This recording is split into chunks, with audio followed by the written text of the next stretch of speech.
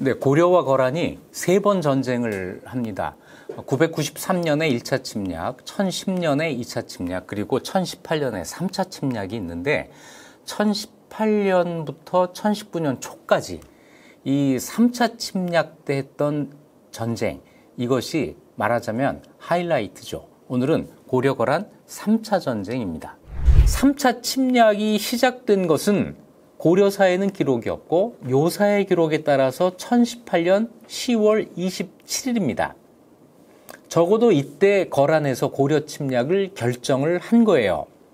그래서 이제 압록강을 넘어서 흥화진을 포위를 하는데, 흥화진은 2차 전쟁 때도 첫 번째로 이름이 나온 지역입니다. 여기에서 양규가 거란군의 포위를 이겨낸 곳이죠. 2차 전쟁 때는 여기에서 실제 전투는 없었고 거란 성종이 바로 통주로 내려갔다고 말씀을 드렸는데요. 3차 때는 여기에서 실제 전투가 벌어집니다. 이 흥화진 어디냐면 의주에서 압록강을 건너요.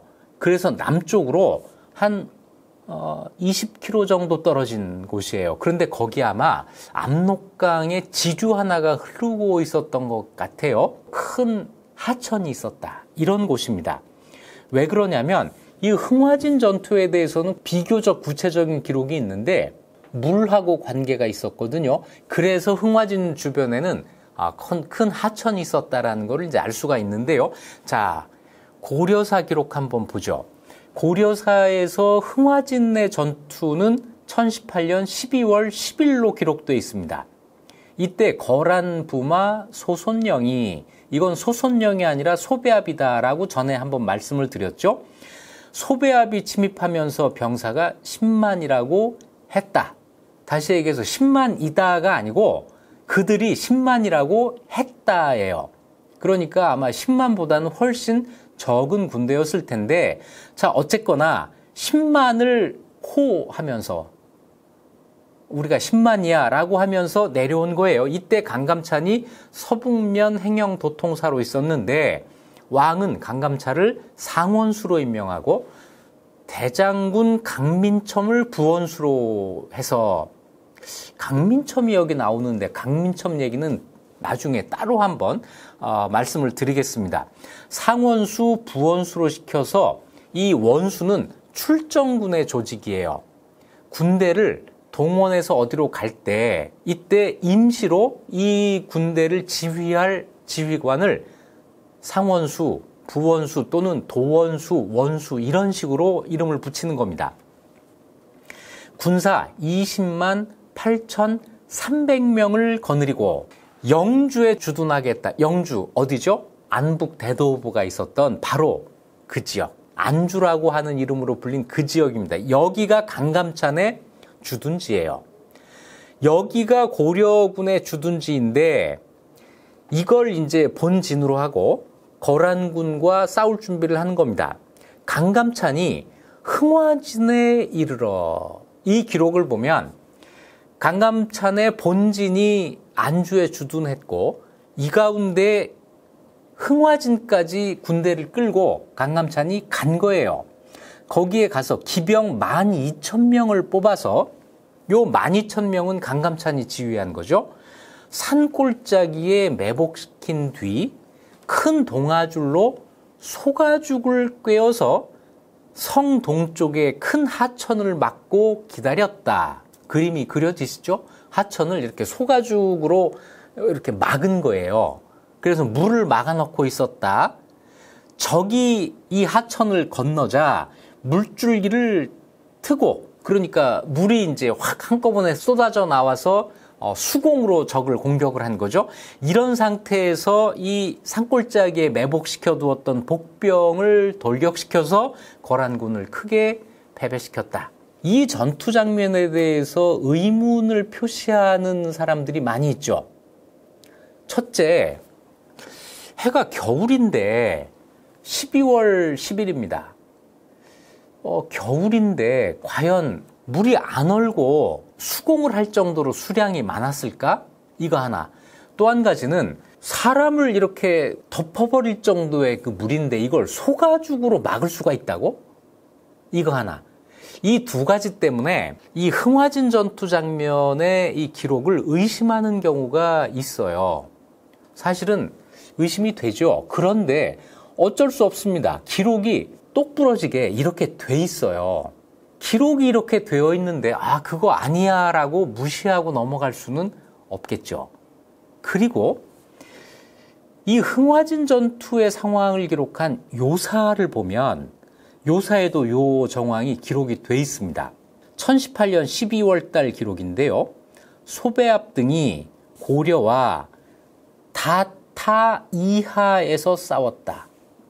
다하와 타하에서 싸웠다라고 돼 있어요. 이 다하, 타하가 어딜지는 이거는 더 살펴봐야 되는데 일단 고려사와 대조를 한다면 흥화진의 대하 이것하고 일치할 수밖에 없어요. 다하나 타하가 만일 다른 곳에 있다면 이거는 요사의 기록이 잘못된 것이에요. 흥화진 동쪽에 있는 대천, 큰 하천이라고 하는 이게 바뀌지는 않게 되는 거죠. 여기에서 전투를 벌였는데 요군이 실리했다. 이로움을 잃었다, 패배했다는 뜻이에요. 여기에서 패배해서 천운군과 우피실군의 두 군이 몰릭자가 많았다. 몰릭이라고 한 건 다 물에 빠졌다는 뜻입니다. 다시 얘기해서 틀림없이 요사의 이 기록도 그 당시 거란군이 물에 빠져 죽은 사람이 많았다라고 한 걸 기록을 하고 있는 거예요. 흥화진의 그 수공과 요사에 나오는 이 물에 빠져 죽은 사람이 많았다고 하는 기록이 일치하죠. 다시 얘기해서 흥화진에서는 틀림없이 수공이 있었다라고 하는 거예요. 아무리 소가죽으로 되겠나? 12월 달에 되겠나? 우리가 의문을 갖더라도 그 당시 사료들은 전부 수공이 있었다고 하는 것을 다 이야기를 하고 있습니다. 그래서 그 다음 요사의 기록을 보면은 요련장 상온, 아과달이라는 사람, 상온이라고 하는 것은 거란의 그 지방관이에요. 그러니까 지휘관들이 여기에서 전사했다는 건데 아과달이라는 사람, 객성사 작고라는 사람, 발해 상온 고청명이라는 사람, 천운군 상온, 메리 같은 사람들이 전부 여기에서 죽었다. 지휘관이 이렇게 전사할 정도면 거란군의 피해가 굉장히 컸다는 거고 흥화진에서 수공을 이용한 고려군의 공격이 상당히 성공적이었다는 것을 보여주는 거죠. 자, 이것이 흥화진 전투였다고 하는 거고 이건 사실대로 믿어야 할 것 같아요. 흥화진에서 거란군을 격파를 하는데 아마 이것은 거란의 본진은 아니었던 것 같고 다시 얘기해서 소배압이 지휘하는 그 본진은 그대로 흥화진을 거쳐서 남쪽으로 내려갑니다. 이때 소배압의 작전은 국경부터 개경 사이에 있는 여러 고려의 성들을 격파하는 게 아니고 싸우지 않고 개경으로 빨리 가려고 했던 것 같아요. 그래서 흥화진 전투 이후에 전투 상황의 기록이 없습니다. 그리고 바로 나오는 이야기가 소배압이 군사를 이끌고 바로 개경으로 진격하자 이렇게 나와 있어요. 그러니까 어떻게 보면 강감찬으로서는 좀 이 예상 밖의 일이 벌어진 거죠. 그래서 강감찬으로서는 직접 자기가 소배압과 싸우지를 못해요. 강감찬은 흥화진에 올라가 있었고 소배압은 안 싸우고 바로 아래로 내려왔으니까 그런 일이 벌어진 거죠. 이렇게 내려오는 거란군을 오히려 북쪽에 있던 고려군이 쫓아 내려오면서 싸우는 이런 형편이 되는 거예요. 대체로 보면 거란군이 북쪽에 있고 고려군이 남쪽에 있어야 되는데 3차 전쟁 때는 거란군이 빨리 내려가고 고려군이 그걸 추격하면서 전쟁을 벌이다 보니까 고려군이 북쪽에서 남쪽에 있는 거란군과 싸우는 이런 일이 벌어졌다는 거죠. 자, 이때 부원수 강민첨이 자주까지 쫓아가서 자주는 지금 평안남도 자산군과 순천시 일대입니다. 여기까지 쫓아가서 거란군을 또 패배시켜요. 또 시랑 조원이라고 하는 사람은 마탄, 이건 아마 평양 북쪽에 있는 곳으로 추정이 되는데 여기에서 거란군을 공격해서 또 만여급을 베었다. 이렇게 나옵니다. 10만이 내려왔는데 그걸 그냥 믿더라도 여기서 만여급을 베었으면 10분의 1을 여기서 격파했다는 이야기네요. 아마 거란군이 이 개경으로 내려오는 사이에 여기저기에서 병력 손실이 꽤 있었던 것 같죠? 자, 그러는 상황에서 거란군이 개경 가까이까지 접근을 합니다. 이거는 깜짝 놀랄 일이었을 거예요. 안 싸우고 그냥 막 개경으로 막 쳐들어갔으니까요. 그러니까 그 위에 있던 강감찬이 병마판관 김종연이라는 사람에게 명해서 군사 1만을 거느리고 급히 개경에 가서 지키게 했다. 이런 기록이 나오고요. 동북면 병마사도 군사 3,300명을 원군으로 보냈다. 오히려 개경 수비가 어려워진 거예요. 그래서 이제 빨리 서북 쪽에서는 김종연의 10,000명, 동북 쪽에서도 동북면 병마사의 군대 3,300명이 개경으로 집결을 한 거죠. 고려사 세가 기록에 따르면 1019년 1월 3일 날 소배압이 신은현에 이르렀다 이렇게 되어 있습니다. 신은현은 개경 바로 옆에 있는 신계예요. 경성과 100리 떨어진 곳까지 왔다. 100리면 이거는 정말 하루면 갈 거리잖아요. 여기까지 거란군이 온 겁니다. 그러니까 현종이 개경을 어떻게 지키느냐면 개경 성 바깥에 있던 백성들을 전부 성 안으로 들어오게 하고 청야전술, 들을 비우는 거예요. 이걸로 맞섰다. 아마 위급한 상황이었을 겁니다. 왜냐하면 고려의 군대 거의 전부가 다 북쪽으로 거란군을 막으려고 나간 상태니까 개경을 지킬 군대는 많지 않았을 거예요. 10,000명, 3,300명이 급히 그래서 개경으로 오고는 있었지만은 그래도 진영이 다 갖추어지지 않은 상태에서 거란군과 싸워야 된다는 이런 위급한 상황이었을 텐데 이때 소배압이 야율호덕을 고려 국왕한테 보내서 회군하겠다고 알리고는 갑자기 자기들이 또 돌아가겠다는 거예요. 그래 놓고는 몰래 척후기병 300을 금교역에 보냈다. 뭔가 속임수가 있었던 거죠. 자, 이런 상태에서 우리가 보낸 군사 100명이 밤을 틈타 거란의 척후기 300을 엄습해서 죽였다.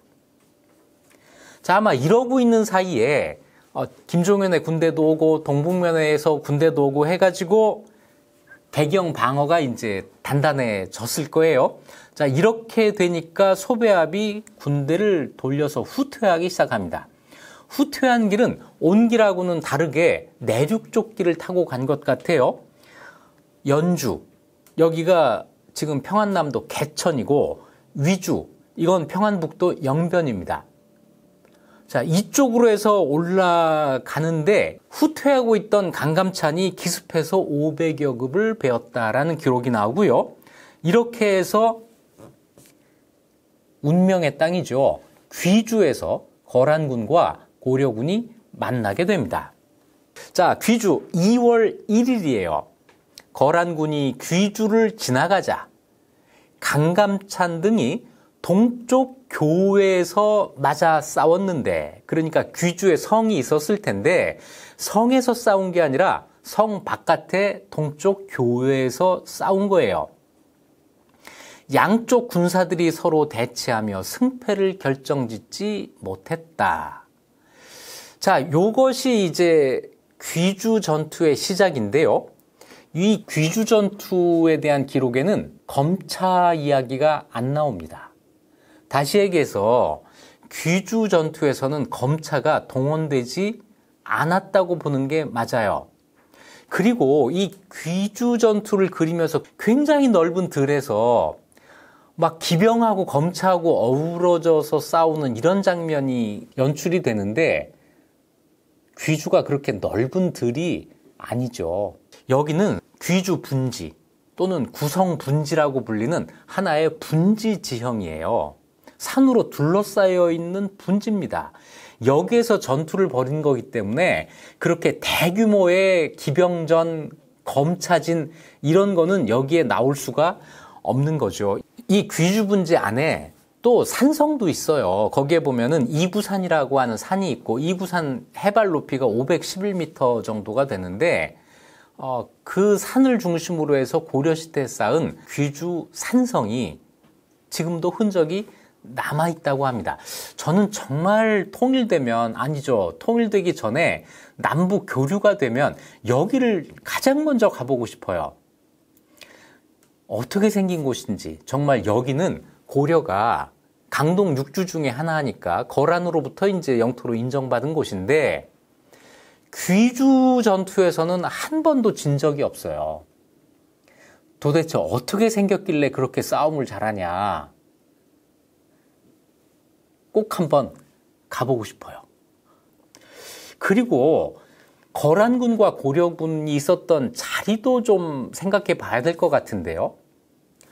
저는 고려군이 북쪽에 있고 거란군이 남쪽에 있었을 것 같아요. 왜냐하면 그 이전까지 귀주 이북, 압록강 주변은 전부 고려군이 장악하고 있었거든요. 거란군은 이때 개경에서 북쪽으로 올라가고 있는 중이었잖아요. 그러니까 먼저 귀주에서 고려군이 진을 치고 기다리고 있었고, 거란군이 그걸 뚫고 가는 이런 형세가 아니었을까 하는 겁니다. 거꾸로 거란군이 북쪽에 있었으면 이 사람들은 안 싸우고 그냥 가면 돼요. 굳이 거란으로 돌아가는 길이었는데 남쪽에서 쫓아오는 고려군과 그렇게 목숨을 건 싸움을 할 필요가 없었다는 거죠. 그래서 처음의 전투는 북쪽에 고려군이 있고 남쪽에서 후퇴하는 거란군이 만나는 이런 상황에서 전투가 벌어졌고, 이것은 승패를 결정짓지 못했다까지가 맞는다는 거죠. 그런데 김종현, 누구죠? 강감찬이 빨리 개경을 구원하라 해가지고 개경에 갔던 그 기병이잖아요. 이 기병이 거란의 후미를 쫓아서 여기까지 도착을 한 겁니다. 정말 타이밍이 딱 맞은 거죠. 그러니까 북쪽에 고려군 있고 가운데 거란군 있고 그 남쪽에 또 고려군 있고 이렇게 된 거예요. 협공을 하게 된 거죠. 자, 이래서 김종현의 군대가 그곳에 이르렀는데 여기에 더해서 하늘이 돕는 게 하나가 더 있었습니다. 비바람이 남쪽에서 불어와서. 물론 그 이전까지 북풍이 불었다는 얘기는 아닌데 겨울이니까 아무래도 바람은 북쪽에서 불었겠죠. 그런데 김종현이 비바람을 몰고 온 거예요. 자, 이렇게 되니까 남쪽에서 거란군을 공격하는 김종현 쪽이 굉장히 유리해졌겠죠. 아군이 그 기세를 타고 용기 백배에서 격렬하게 공격하자 거란군이 북쪽으로 도망치기 시작했다. 도망을 치려면 북쪽에 있는 고려군을 또 뚫고 가야 되기 때문에 쉽지 않았을 거예요. 이 도망가는 거란군을 석천과 발령까지 추격했는데, 석천과 발령은 동사강목에서 지리고증을 해놓은 게 있습니다.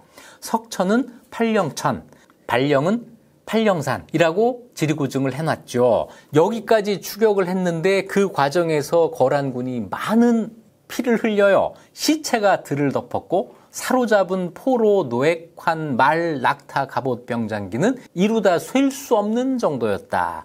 살아서 돌아간 자가, 이건 압록강을 건넌 자가 겨우 수천 명이었으니 거란의 패배가 이토록 심한 적은 없었다. 자, 이런 기록이 있는데 이 귀주 전투의 상황이 또 한 군데 기록이 되어 있습니다.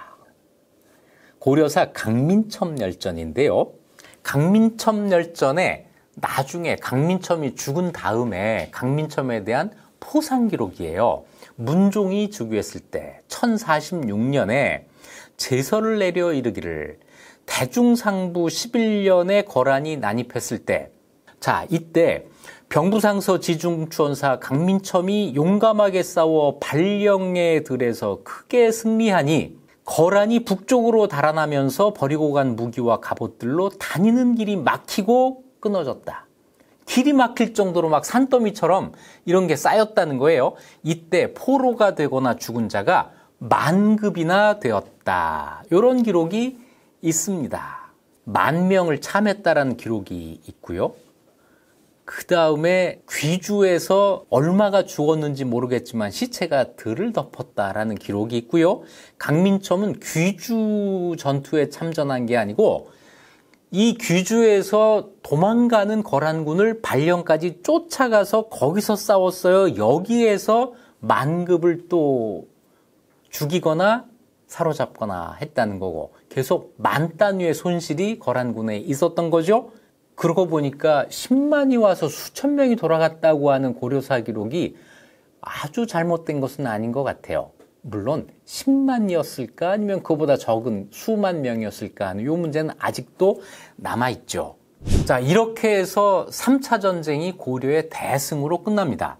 이 고려의 승리에 대해서 뒤집으면 거란의 패배에 대해서 거란 측의 반응이 이렇게 기록이 되어 있습니다.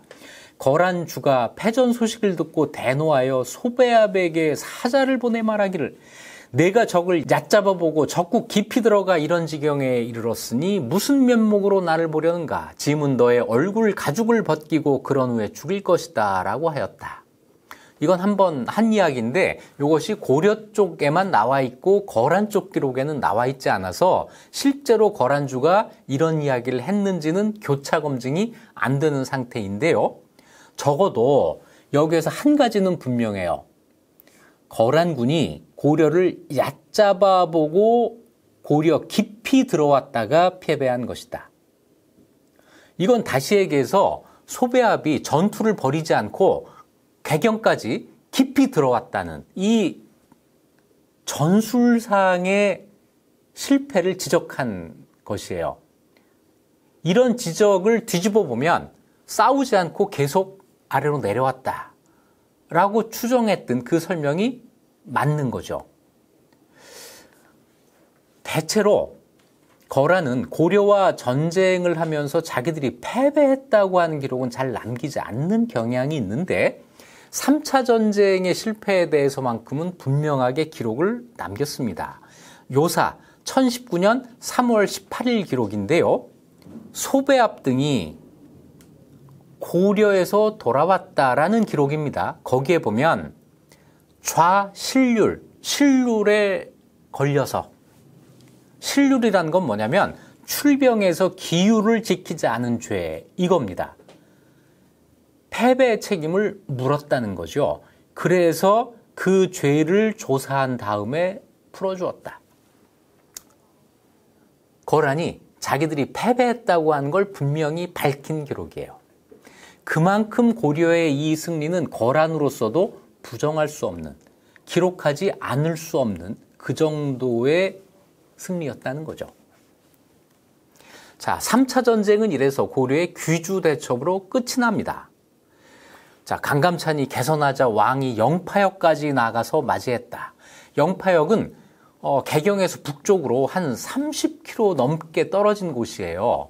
뭐 100리는 안 되지만 여기까지 왕이 직접 나와서 강감찬을 맞이했고 다시 또 개경까지 돌아가서 개경에서 장수들에게 축하연을 베풀고 삼군을 위로했다. 이런 기록도 나오고 그리고는 이제 전사한 사람들에 대한 포상이 이어집니다. 통주에서 유백부 등 173명이 싸우다 적에게 죽임을 당했으니 관직을 추증하고 관직을 높여주고 그들 집에 쌀과 보리를 차등 있게 하사했다. 7월에 도병마사에서 아뢰기를 이번에 거란을 방어하며 공이 있는 사람이 9,472명이니 그들의 품계와 직위를 높여주시기 바랍니다. 라고 하니 따랐다. 깨알 같지 않아요? 9,472명. 네, 확실하게 센 겁니다. 그리고 송나라와 다시 손을 잡으려고 해요. 송나라에 하정사라고 한 걸 보냅니다. 이거는 정규 사신이에요. 하정사라는 건 뭐냐면 신년, 새해를 축하하는 사신이라는 뜻이에요. 이거는 책봉 조공 관계가 맺어진 상태에서 보내는 사신인데 이걸 송나라에 보낸 거예요. 자, 우리 거란에 이겼으니까 우리 둘이 힘을 모아서 거란과 이제 싸웁시다. 이런 의사를 고려가 확실하게 보낸 건데요. 송나라의 반응이 재밌습니다. 송나라는 고려의 승리에 안심하지 않아요. 그래서 고려는 분명히 하정사, 정식 사신을 보냈는데 이 사람들의 지위를 송사는 뭐라고 기록을 했냐면 진봉사라고 기록을 해놨습니다. 공물을 바치러 온 사신이다. 이거 정규 사신 아니야. 이렇게 격을 낮추어서 설명을 해놓은 거죠. 게다가 이때 고려에서 보낸 이 사신이 마침 풍랑으로 배가 뒤집히는 일이 벌어지고 그래서 고려에서 싣고 가던 모든 곡물이 다 바다에 빠져요. 요거 나중에 문제가 한번 되는데 이때 갔던 사신 이름이 최원신, 이수화 두 사람입니다. 이 사신을 둘러싸고 고려와 송의 생각이 어긋나는데 요건 다음에 다시 이야기하기로 하고요. 11월 달에 강감찬을 문화시랑 동내사문화 평장사라고 하는 굉장히 길고 어려운 관직에 임명하는데 그냥 한마디로 얘기하면 이거는 고려의 2인자, 두 번째 높은 관직이에요. 강감찬 이때 나이가 70살이 넘어서인데 70살 넘어서 비로소 이제 두 번째 높은 관직에 올라가게 됩니다. 자, 이제 고려에서는 안심하고 자축하고 그러고 있었는데 전쟁이 끝난 게 아니에요. 왜냐고요? 거란이 망한 게 아니거든요. 거란은 이 패배에 대한 복수, 만회를 당연히 생각하죠. 실제로 그런 움직임이 있습니다. 요사를 보면 1019년 8월 6일 날, 그러니까 고려에서 패배하고 돌아간 지 6개월 만에 여러 부의 군대를 모아서 대군을 만들어 고려를 토벌하라고 했다라는 기록이 나와요. 그러니까 1019년 8월 달에 이미 거란은 고려를 다시 공격할 준비를 시작한 거예요. 이거 예상하지 못했을까요? 당연히 예상하죠. 당연히 압니다. 그래서 고려에서 다시 전쟁 준비를 하고 사신을 보내려고 하는데 일단 고려와 거란 사이에서는 사신의 왕래가 끊겨요. 이럴 경우에 정식 사신이 왕래하기가 어려운 상황에서 이걸 보조하는 방법으로 쓰는 게 뭐냐면 거란의 지방관청과 고려가 왕래하는 겁니다. 이거는 거란의 입장에서도 위험부담이 적어요. 전쟁에서 지고 갔는데 갑자기 거란에서 정식 사신을 고려에 보내기는 어려워요. 사신 보내서 어떡하겠어요? 우리가 졌어, 인정할게, 이러겠어요? 우리가 잘못했어, 이제 싸움 그만하자, 이러겠어요? 이건 어렵거든요. 그런데 이 뭔가 핫라인이죠. 이게 없어져 버리면 두 나라가 다 어려워진단 말이에요. 이 한 라인을 복원해야 되겠다. 그래서 먼저 이 한 라인을 복원한 게 거란 쪽입니다. 거란이 동경에서 거란 동경, 이거는 거란의 한 지방이잖아요. 고려에서 가까운 지방이죠. 여기에서 고려에 사신을 보내옵니다.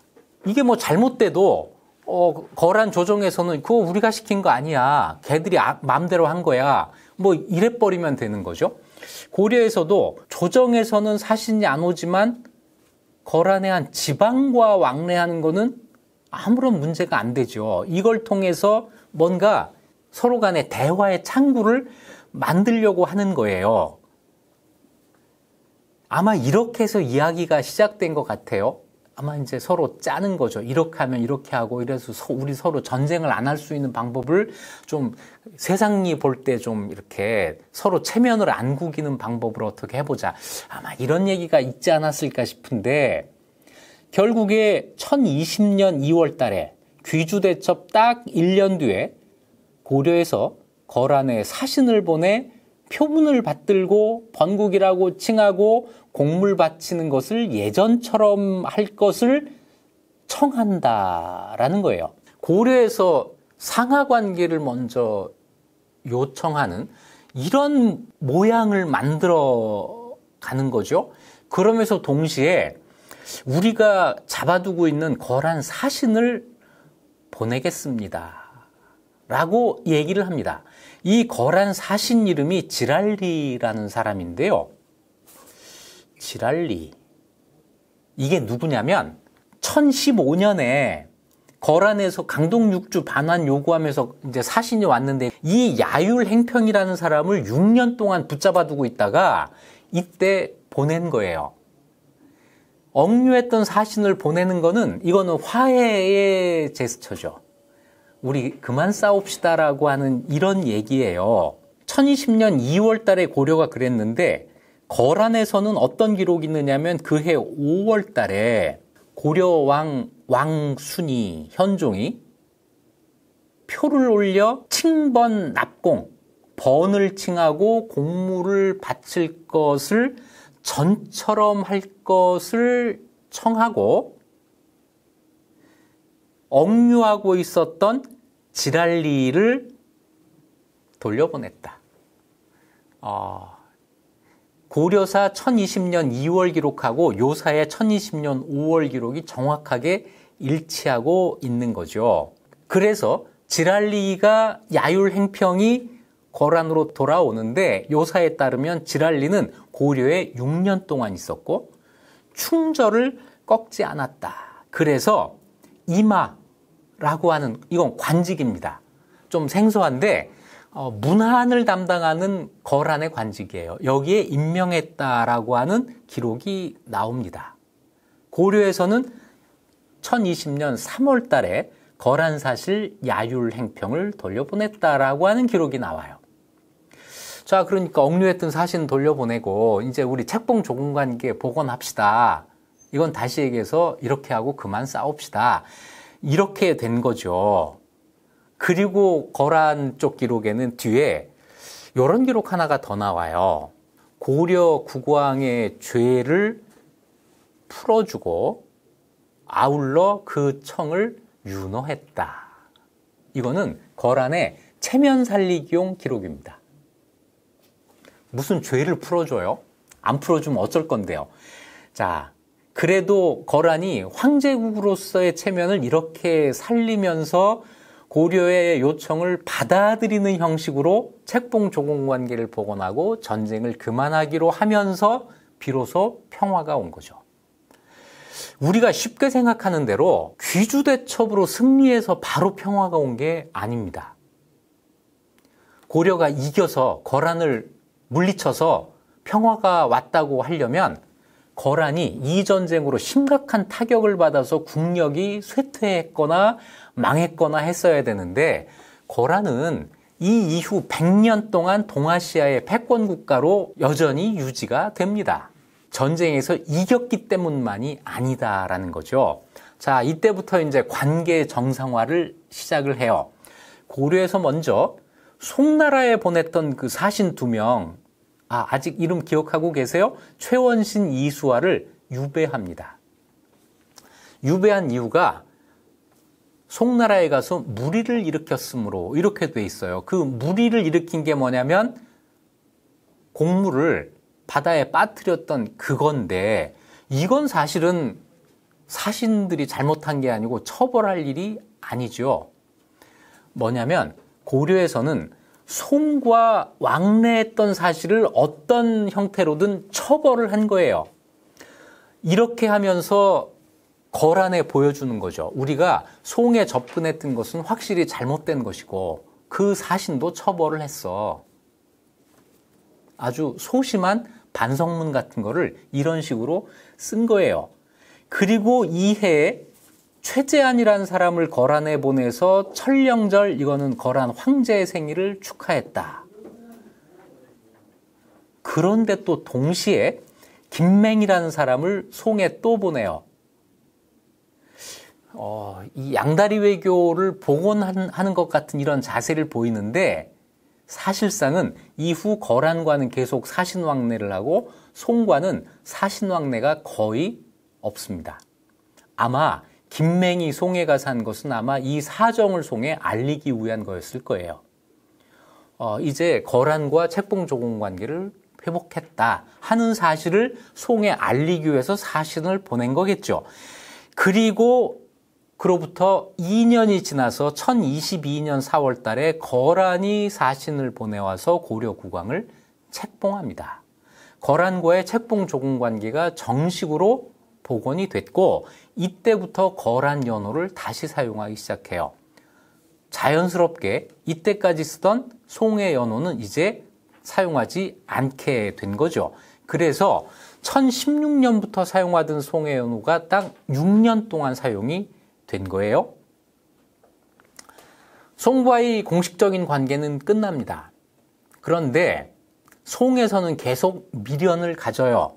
그래서 계속 송나라 기록, 송사를 보면 1019년, 1021년, 1030년에 계속해서 고려가 공물을 보내왔다라는 기록을 남기게 되는데 송나라 기록에는 있지만 고려 쪽 기록에는 송에 공물을 보냈다는 기록이 없어요. 이거는 송의 일방적인 생각이고 공물도 아니었던 거죠.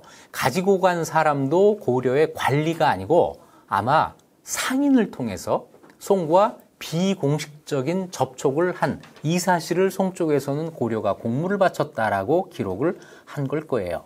그리고 계속해서 고려는 거란의 책봉을 받습니다. 자, 현종 이후로 현덕정문, 순선, 헌, 숙, 예종까지 9왕인데 이 가운데 순종과 헌종 두 사람에 대한 책봉 기록은 없지만 아마 이것은 기록이 남아있지 않은 것으로 보이고 나머지는 전부 거란의 책봉을 받습니다. 한 사람 덕종도 고려 국왕 책봉 기록은 남아있지 않은데 국왕이 되기 전에 고려 태자가 되었을 때 고려 국공이라는 이름으로 거란으로부터 책봉을 받은 적이 있어요.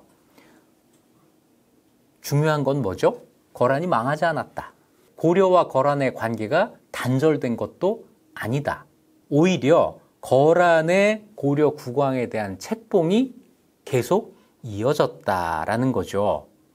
자, 그걸 의식한 아주 재밌는 기록 하나가 있습니다. 고려 예종 때 이때는 여진족이 일어나서 거란을 막 공격하고 있을 때입니다. 이래서 거란이 약화되고 있을 때 송이 그 틈을 타고 고려와 관계를 개선하려고 한 거예요. 그래서 송이 고려에 그때 가장 바란 건 뭐냐면 자기들이 고려 국왕을 책봉할 수 있기를 바래요. 자, 이런 생각을 가지고 고려에 사신을 보냅니다. 이 사신은 송나라 황제의 조서를 가지고 오는데 이 조서가 이렇게 쓰여 있어요. 왕께서 이미 북조의 책봉을 받았다고 들었습니다. 그러니까 고려 예종이 거란의 책봉을 받은 걸 우리도 알고 있습니다. 그런데 지금 남조와 북조가 100년 동안 우호 관계를 맺어 의리가 형제 같으니 그러니까 이 남조와 북조가 형제 같은 관계를 계속 맺어왔다는 거예요. 그래서 우리가 갑자기 거란으로부터 받은 책봉을 이제 버리고 우리 책봉을 받으라는 얘기는 못 하겠어요. 이런 거예요. 다만 우리가 고려 국왕을 책봉하겠다는 얘기를 안 하겠지만 우리 조서를 받아주세요. 이런 얘기예요. 조서를 받는다는 건 뭐냐면 군신 관계를 인정해달라는 얘기거든요. 그러니까 고려한테 책봉은 거란 거 그냥 갖고 있대. 우리하고 군신 관계를 좀 복원해보면 어때? 이렇게 넌지시 떠보는 거죠. 자, 이거는 송과 거란과 고려의 삼각관계에서 나올 수 있는 얘기지만 중요한 건 뭐다? 거란이 고려를 책봉했다고 하는 사실은 고려도 인정하고 송도 인정하고 있는 사실이었다라고 한 겁니다. 그리고 1125년에 가서야 거란이 멸망해요. 귀주 패배 이후에 100년을 간 겁니다. 이 100년 동안의 평화는 귀주대첩 하나만 가지고는 설명될 수 없는 거예요. 전쟁 이후 고려와 거란의 관계. 다시 한번 사실이 어땠는지 꼭 생각할 필요가 있습니다. 고려 외교가 백년의 평화를 가능하게 했다라는 것이죠. 지금까지 이익 주는 역사였습니다.